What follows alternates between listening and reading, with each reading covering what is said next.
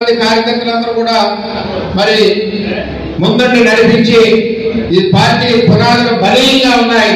ఈ పునాదులు పగలగొట్టి దమ్ము ఎవరికి లేదని మన కార్యకర్తల యోగాల పాదయాత్రలో నిరూపించడం జరిగింది.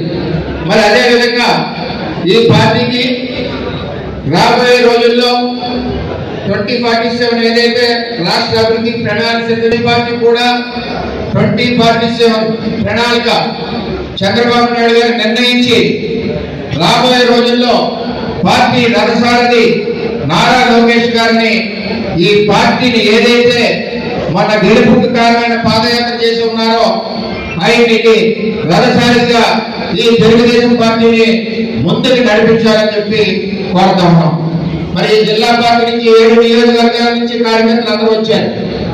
మరి మనకి పార్టీకి ప్రణాళిక ఉండాలా కావాలా, దీని ద్వారా మనం అధ్యక్షుడికి తెలియజేద్దాం.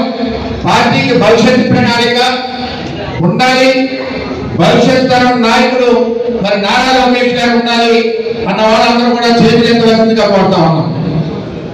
నారా లోకేష్ గారి నాయకత్వం, చంద్రబాబు నాయకత్వం. అందువలన ఏదైతే లోకేష్ గారి ప్రోగ్రామ్ డిజైన్ చేశారో కార్యకర్త అధినేత అన్నది ఇది మనందరికీ కూడా ఉపయోగపడేది. మన కార్యకర్తలందరికీ కూడా ఈ సమస్యలు మనం తీసుకోవడమే కాకుండా ఈ సమస్యల మీద జిల్లా అధికారులు కానీ సంబంధిత అధికారులు కానీ స్పందించవలసిన బాధ్యత ఉంది. ఆ విధంగా మానిటరీ అందరూ కలిసి చేస్తామని చెప్పి తెలియజేసుకుంటూ సెలవు తీసుకుంటాం. అందరికీ నమస్కారం. Thank you. అలాగే